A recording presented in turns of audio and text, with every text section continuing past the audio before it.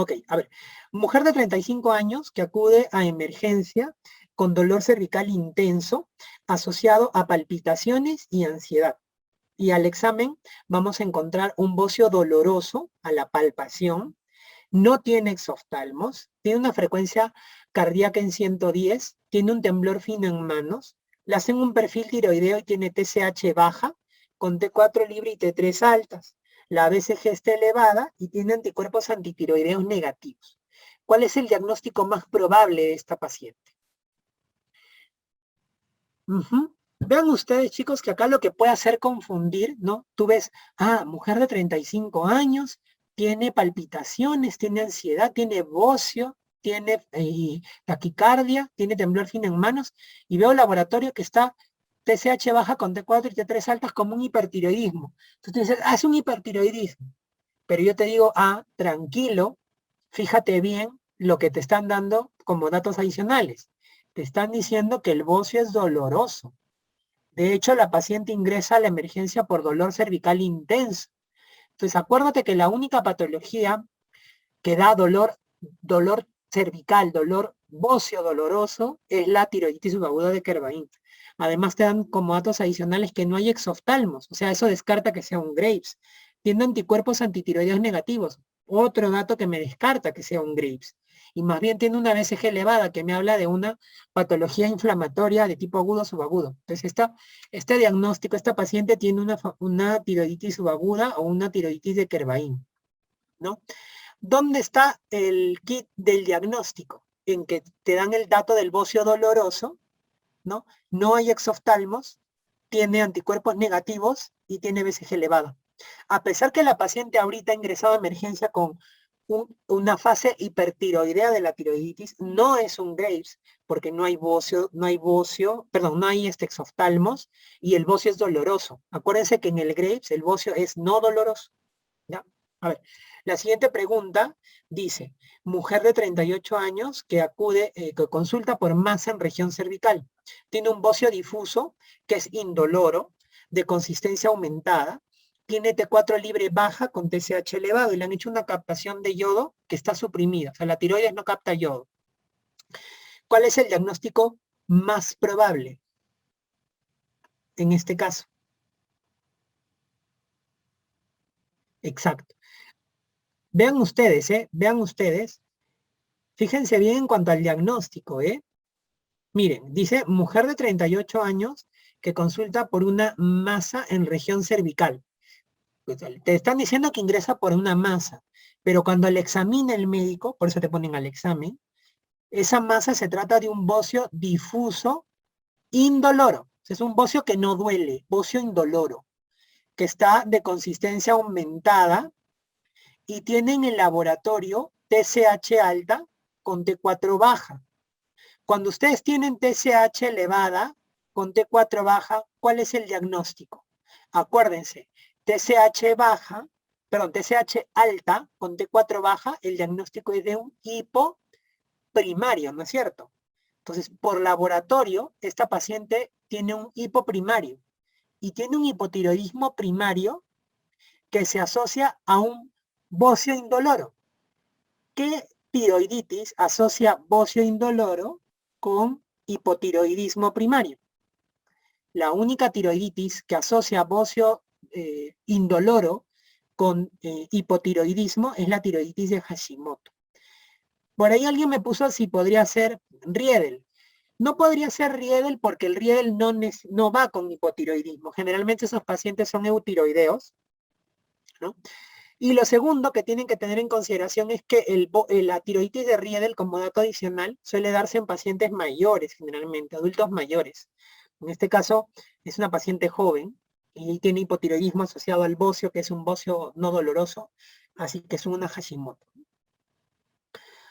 Mujer de 35 años que presenta hace 3 días dolor cervical, nerviosismo y temblor fino de manos. Hace 10 días tuvo una infección de vía respiratoria alta, tuvo una virosis. Al examen tiene taquicardia, tiene un bocio que es difuso, pero es doloroso a la palpación y tiene una TSH que está en 0.2. ¿no? Esa TSH está un poco baja, ¿no? ¿Se acuerdan ustedes que la TSH le había dicho yo que va de 0.4 a 4? Es una TSH que está un poco baja, está disminuida, ¿no? Entonces, me preguntan cuál es el tratamiento. Entonces, yo lo primero que tengo que ver es el diagnóstico de esta paciente. Vean ustedes que este caso, chicos, es un caso similar al paciente, al primer caso, ¿no? Mujer de 35 años que ingresa, ¿por qué? Por dolor. Miren ustedes, el motivo de ingreso es dolor. Acuérdense que el dolor cervical es, el bocio doloroso es característico de la de Kervain. Entonces ya eso les debe hacer marcar Kervain. Ahora, vean ustedes que la paciente ingresa con nerviosismo, ingresa con temblor fino de manos y tiene un laboratorio, una TSH que está baja, está suprimida. Lo que me hace pensar, tiene taquicardia, lo que me hace pensar que la paciente tiene, en efecto, como usted dice, como ustedes dicen, una tiroiditis subaguda o de Kervain, ¿ya? Que básicamente se encuentra en la fase hiper, ¿no es cierto? Porque tiene nerviosismo, tiene temblor fino de manos, tiene taquicardia. O sea, está en la fase hipertiroidea de la tiroiditis subaguda. ¿Cuál es el tratamiento que ustedes le podrían dar a esta paciente que se queja de dos cosas? Se queja de dolor, se queja de tres cosas, perdón. Miren ustedes que acá están siendo bien claros en la primera oración de qué se queja la paciente. ¿Eh?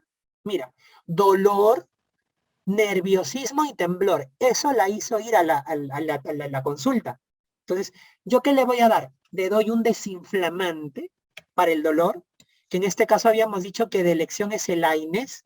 Acuérdense que si no mejora con AINES le puedo dar prednisona, pero siempre de elección primero es AINES.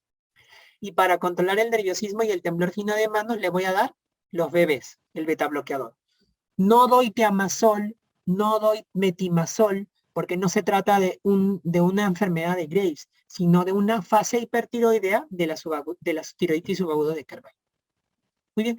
¿Y qué clase de tiroiditis favorece el desarrollo ulterior de un linfoma? Eso no lo hemos mencionado, pero, a ver, ¿ustedes se acuerdan qué tiroiditis está relacionada con linfoma tiroideo? Hashimoto. Así es. La tiroiditis de Hashimoto es la tipo de tiroiditis que está asociado a un linfoma tiroideo.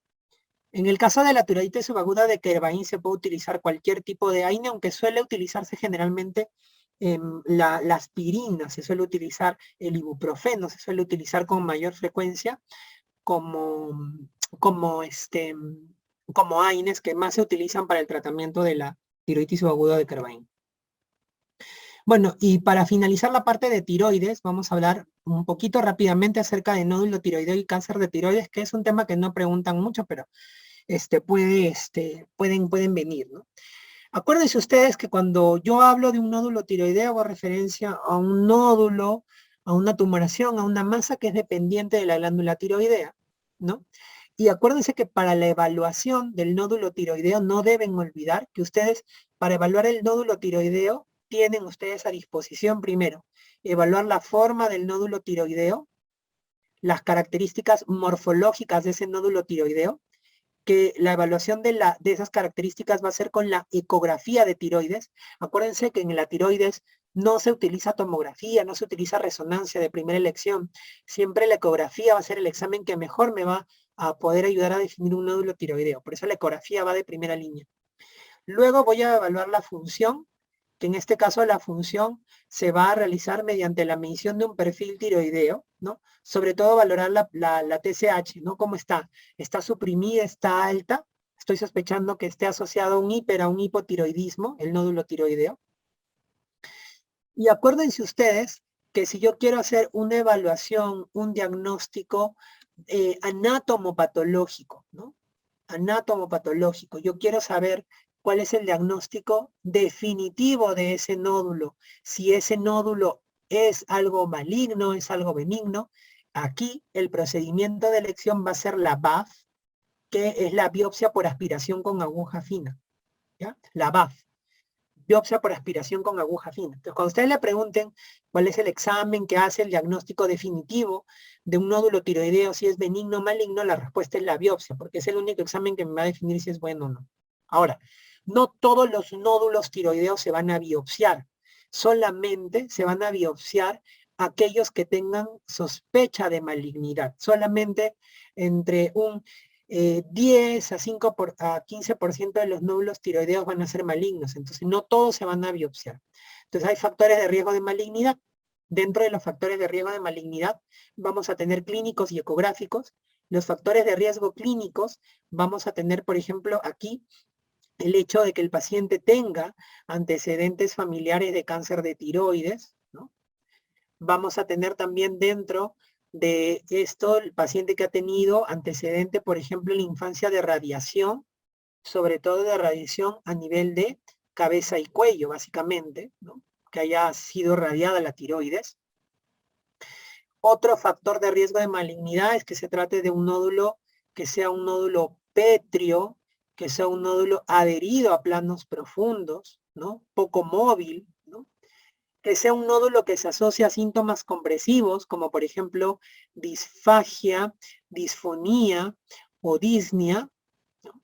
O que tenga característicamente asociado a adenopatías, que son adenopatías también de tipo sospechosa, es decir, que sean también adenopatías pétreas, fijas, poco móviles, ¿no? Sin embargo, lo que está primando mucho ahora último son los criterios ecográficos de malignidad, ¿no? Acuérdense ustedes que los signos más importantes de malignidad en la ecografía van a ser, primero, que se trate de un nódulo sólido, que este nódulo sea un nódulo hipoecogénico. Hipoecogénico hace referencia a la coloración que tiene el nódulo en la ecografía, ¿no? Si este nódulo es más oscurito que el resto de la tiroides, que suele ser un poquito más blanquita, eso se le llama hipoecogénico.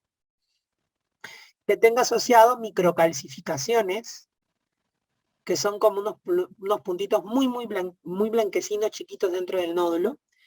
Que tenga bordes irregulares, ¿no? O sea, que no sea completamente redondo, sino que sea medio deforme el nódulo. Que sea un nódulo más alto que ancho. Y que tenga extensión extratiroidea, o sea, que se vaya por fuera de la tiroides, invada más allá de la tiroides. Entonces, mientras más signos ecográficos tenga un nódulo tiroideo, mayor será el riesgo de malignidad y por tanto mayor será la necesidad de hacer biopsia. Nosotros en endocrino tenemos una clasificación, así como hay el BRADS de mama, nosotros tenemos el TRADS para tiroides, que básicamente es en una calculadora que se encuentra en el internet. Viendo las características de la ecografía se puede definir cuál es en la categoría TRADS de ese nódulo, y dependiendo del tamaño de ese nódulo y de la categoría TRADS, el nódulo requerirá hacer biopsia o requerirá hacer seguimiento nada más. El tamaño por el cual ustedes van a empezar a hacer biopsia va a depender de la categoría TRADS que se utiliza. Generalmente las biopsias se empiezan a hacer a partir de la categoría TRADS 3, pero en cada una de ellas va a variar el tamaño. Eso no les van a preguntar porque es más de especialidad, pero solamente para que lo tengan en consideración. Ahora, en cuanto al cáncer de tiroides, solamente unas pinceladas de cosas importantes que ustedes deben de saber. Cáncer papilar y folicular de tiroides son cánceres que nosotros denominamos como cáncer diferenciado de tiroides, ¿ya? Básicamente se denominan cáncer diferenciado de tiroides porque derivan de la célula folicular, o sea, esa célula que forma el folículo tiroideo y que genera y que sintetiza hormonas tiroideas. Acuérdense que de estos dos, el cáncer papilar, el papi, es el cáncer más frecuente de tiroides. ¿Ya? Es el cáncer más frecuente de tiroides. Eso es lo que tienen que tener siempre en consideración. Entonces, y acuérdense que estos dos tipos de cáncer papilar y folicular, los dos van a tener un tratamiento básicamente parecido, que va a ser dar cirugía o hacer cirugía y luego de la cirugía dar yodo 131, donde el marcador de seguimiento tumoral va a ser la tiroglobulina, ¿no? Una diferencia entre el papilar y el folicular en cuanto a clínica es que el papilar tiene más diseminación de tipo linfática, por eso siempre van a estar asociados a adenopatías usualmente, mientras que el folicular va a tener más bien una diseminación de tipo hematógena, y es por eso que va a ser con mayor frecuencia metástasis a distancia, donde los órganos más afectados van a ser el pulmón, van a ser los huesos, ¿no? En el caso del cáncer anaplásico de tiroides, el cáncer anaplásico de tiroides es el cáncer de peor pronóstico. Este paciente cuando se presenta, básicamente ya el cáncer está avanzado, muchas veces ha hecho invasión hacia el esófago, hacia la tráquea, ha hecho metástasis al diagnóstico, por tanto es el de peor pronóstico y muchas veces el tratamiento termina siendo solo cirugía paliativa. El cáncer medular de tiroides es un cáncer que deriva de la célula parafolicular o la famosa célula C, que produce calcitonina. Por tanto, la calcitonina va a ser el marcador tumoral que se puede utilizar tanto para el diagnóstico como para el seguimiento del carcinoma medular de tiroides. Este cáncer no se da tratamiento con yodo. Este caso solamente se da cirugía y se puede dar asociado quimioterapia y radioterapia, pero no va yodo. Yodo solamente se da para el papilar y para el folicular. Y en el caso del linfoma, obviamente esto va a derivar de los linfocitos, del tejido linfoide. Básicamente el linfoma lo que hay que tener en consideración es como factor de riesgo la famosa tiroiditis de Hashimoto. Eso es lo más importante en cuanto al linfoma. Y en cuanto al cáncer de tiroides en general, ¿no? Ok, a ver, pregunta, mujer de 40 años que se queja de abultamiento en el cuello asociado a disfagia. Al examen se encuentra un nódulo pétreo poco móvil de aproximadamente 2 centímetros en el lóbulo izquierdo de la glándula tiroidea. ¿Cuál sería el manejo más apropiado en esta paciente? No es necesario en este caso, digamos, tener el TIRAX ni demás. Tampoco tenemos datos, digamos, ecográficos, pero de acuerdo a las características clínicas, básicamente, que tiene esta paciente, ¿cuál creen que sea el diagnóstico más apropiado para saber de qué se trata ese nódulo? Vean ustedes, chicos, que en este caso es una paciente que tiene un nódulo en la tiroides que tiene disfagia, síntoma compresivo. Es un nódulo pétreo, poco móvil, tiene 2 centímetros, es un nódulo grande. Entonces, si ustedes ven, este paciente tiene muchas características de factores de riesgo de malignidad clínicos para el nódulo. Si bien no está las características ecográficas, entonces obviamente yo sospecho que este nódulo tiene alta sospecha de malignidad. ¿Cómo yo determino si este nódulo es maligno o no? Haciéndole una biopsia. Entonces, el manejo más adecuado de este nódulo sería la BAF. Si la BAF me sale que es positivo a cáncer, entonces le tendré que operar definitivamente, ¿no? Ahora, así un mix de preguntas rapiditas respecto al cáncer de tiroides. ¿Cuál es el cáncer de tiroides más frecuente? El cáncer de tiroides más frecuente es el papilar. Ok, muy bien. ¿Cuál es el cáncer de tiroides de peor pronóstico? El cáncer de tiroides de peor pronóstico es el anaplásico. ¿Qué tipo de cáncer de tiroides requiere tratamiento con yodo radioactivo dentro de su tratamiento? Son los cánceres bien diferenciados de tiroides, que son el papi y el folicular. ¿Qué cáncer de tiroides tiene como marcador tumoral la calcitonina? Es el carcinoma medular de tiroides. Medular. Y finalmente, ¿cuál es el cáncer de tiroides que se asocia a tiroiditis de Hashimoto? También lo hemos visto. Es el linfoma.